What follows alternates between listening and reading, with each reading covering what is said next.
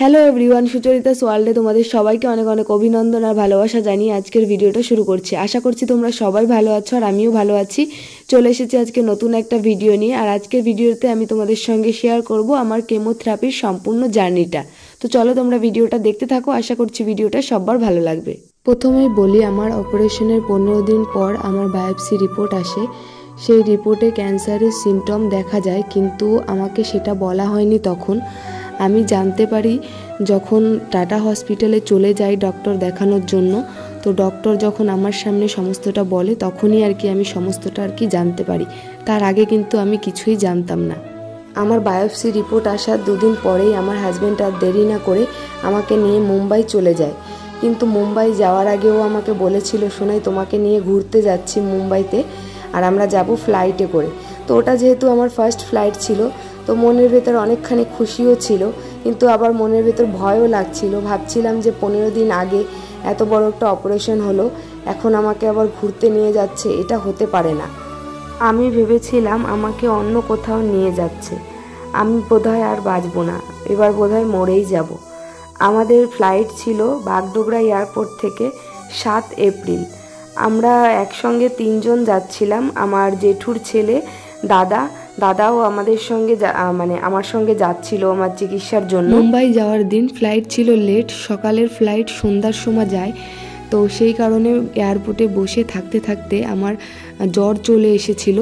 তারপর যখন মুম্বাই এয়ারপোর্টে পৌঁছে যাই, তখন সব ট্যাক্সিওয়ালাদের কাছে আমার হাজব্যান্ড একটা কথাই বলছিল যে টাটা হসপিটালে যাবে। তখন আমি ভাবছিলাম যে টাটা হসপিটালই কেন, আর ও কি করে জানলো যে টাটা হসপিটালই ভালো এত বড় একটা শহরের ভেতরে। কিন্তু আমি তো আর জানতাম না যে আমার ক্যান্সার হয়েছে, তাই ক্যান্সারের জন্য টাটা হসপিটালই বেস্ট। আমি ভাবছিলাম যে আমার আবার কোনো অপারেশন হবে, আমি বোধহয় আর বাঁচবো না, আমি বোধহয় মরেই যাব। তারপরে আমরা ওখান থেকে ট্যাক্সি ধরে চলে যাই টাটা হসপিটালের কাছে। ওখানে একটা হোটেলে এখানে শুধু পেশেন্টরাই থাকে ভাড়া, তো সেখানে চলে যাই থাকার জন্য। ওটা আমার দাদা যে গিয়েছিল, আমার দাদার সম্পর্কে মামা হয়, তো সেই মামাই ঠিক করে দিয়েছিল ওই হোটেলটা, কারণ অনেকটাই রাত হয়ে গেছিলো আমাদের মুম্বাই পৌঁছাতে। তো তখন সমস্ত কিছু বন্ধ হয়ে গিয়েছিল, তো আমরা আর খুঁজে দেখার মতন কোনো কিছু ছিল না। তো একটা রাত থাকবো জন্য ওখানে গিয়েছিলাম। ওখানে যে আমরা একটা রাত এত কষ্ট করে কাটিয়েছি, এত পরিমাণে ছাড় পোকা ছিল যে লাইট অফ করে দিলেই ছাড় পোকা এসে কামড়াচ্ছিল। তারপরে আবার জলের ব্যবস্থা ভালো ছিল না, তারপরে নোংরা ছিল, অপরিষ্কার ছিল। এত কষ্ট করে যে ওই রাতটা কাটিয়েছি, জীবনে কোনোদিন ভুলতে পারবো না। তো তারপর আমরা ওখান থেকে চলে আসি। পরের দিন সকালবেলায় বেরিয়ে আসি, হসপিটালে যাই। হসপিটালে যাওয়ার পরে তারপরে আমার ফাইল বানানো হয়। ফাইল বানানোর পরে আমার হাজব্যান্ড যেখানে থেকে আমি পুরো চিকিৎসাটা করেছি, আমার হাজব্যান্ড ওটা নেটে দেখেছিল। তো ওই ওখানেও বেশি সব পেশেন্টরাই থাকে, তো ওখানে গিয়েছি। তারপরে আমরা তো ওখানে গিয়ে দেখলাম রুম মোটামুটি ঠিকই আছে। তারপরে আমরা ওখানে থাকি, ওখানে থেকেই আমার চিকিৎসাটা শুরু করি। তো একদমই ছোট ছিল রুমটা, তো এই জন্য 3 জন থাকাটা কষ্টের হয়ে যায়। তো দাদা বলেছিল যে দাদা আগের দিন যেখানে রাতে ছিল ওর যে মামা হয়, সেই মামা যে ওখানে কাজ করে, তো সেই মামার আন্ডারে অনেক লেবাররা কাজ করে। তো সেই লেবাররা যে রুমে থাকে, সেই ওদের সঙ্গে গিয়ে দাদা ছিল আগের দিন রাতটা। তো সেখানেই দাদা পরে আরও 2-3 দিন ছিল। তারপরে আমরা বলি যে না, তুই এখানে চলে আয়, আমাদের এখানেই হয়ে যাবে জায়গা। তো তারপরে ও চলে আসে আমাদের এখানে, আমরা যে রুমটা নিয়েছিলাম ওখানে চলে আসে। তারপরে যখন আমরা ডক্টর দেখাতে গিয়েছিলাম প্রথম দিন ডক্টর যে কথাগুলো বলেছিল সেগুলো শুনে তো মনে হলো আমার পায়ের নিচে থেকে মাটি সরে গেল। যেটা আমি কোনোদিন স্বপ্নেও ভাবতে পারিনি সেই রোগটা আমার হয়েছে। তো শুনে তো তখন তো আমি খুবই ভয় পেয়ে গিয়েছিলাম। শুনে আমি প্রথম দিন হসপিটালে গিয়েই আমি সবটা জানতে পারি, তার আগে আমি কিছুই আমাকে বলেনি। তো তারপরে আমার যখন কেমো শুরু হয়, তখন আমার সঙ্গে যে দাদা গিয়েছিল, দাদা অসুস্থ হয়ে যায়। দাদা ওখানে থাকতে থাকতে অসুস্থ হয়ে যাচ্ছিল। তো ওই কারণে ওকে আমরা দুজনেই বললাম যে তুমি চলে যাবা। এপ্রিল মাসের 20 তারিখ থেকে আমার কেমো চলা শুরু হয়। তো প্রথম 2-3 দিন কেমো চলাকালীন দাদা ছিল, তারপরে ও চলে আসে। তো তারপরে আমরা দুজনেই ওখানে থাকি, চিকিৎসাটা করাই। তারপরে আমার বাড়ি থেকে আমার মা আসার কথা বলেছিল। তো তো আমি মানা করেছিলাম যে তোমার আসতে হবে না, কারণ হচ্ছে মায়ের শরীর একটু অসুস্থ ছিল, এই কারণে মানা করেছিলাম যে মা গেলে পরে মা আবার অসুস্থ হয়ে যাবে ওই জায়গায় গেলে। তো এই কারণে মাকে মানা করেছিলাম। তো আমরা দুজনেই আর কি চিকিৎসাটা করিয়ে আসি। আমার যেহেতু স্লাইনের মাধ্যমে আর কি কেমোটা দেওয়া হতো, তো কন্টিনিউ 5 ঘন্টা ধরে আর কি আমার স্লাইন আর কি চলতো।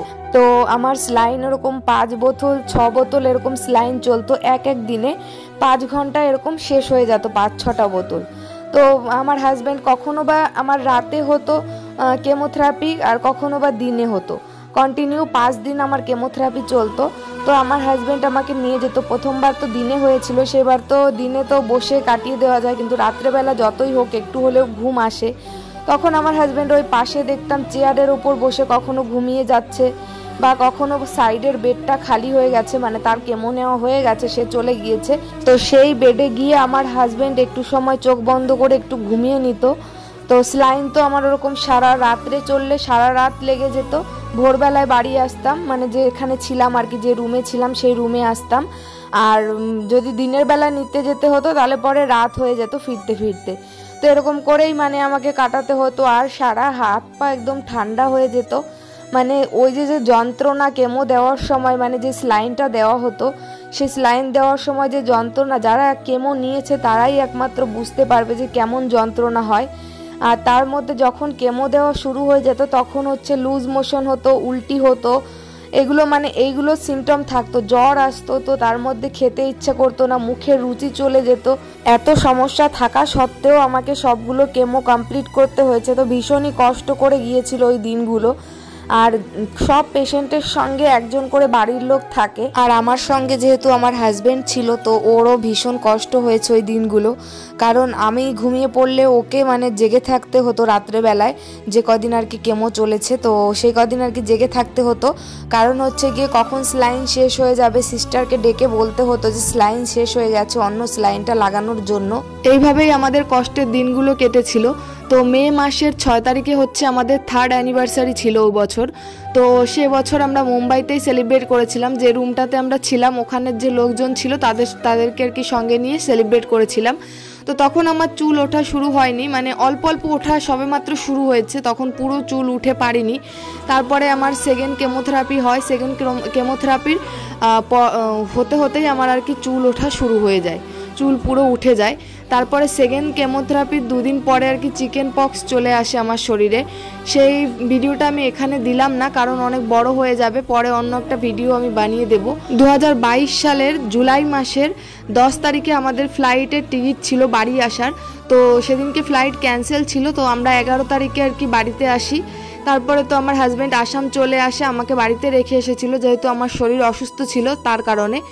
তো ওই শুধু ফোন করতো আমাকে ভিডিও কলে দেখার জন্য যে আমার চুল কতটা বড় হয়েছে, আমি কেমন আছি, এগুলো শুধু ওই মানে জানার জন্য সবসময় ফোন করতো আমাকে। তো আজকের ভিডিওটা এই অবধি। ভিডিওটা অবশ্যই একটা লাইক, কমেন্ট আর শেয়ার করার অনুরোধ রইল সবার কাছে।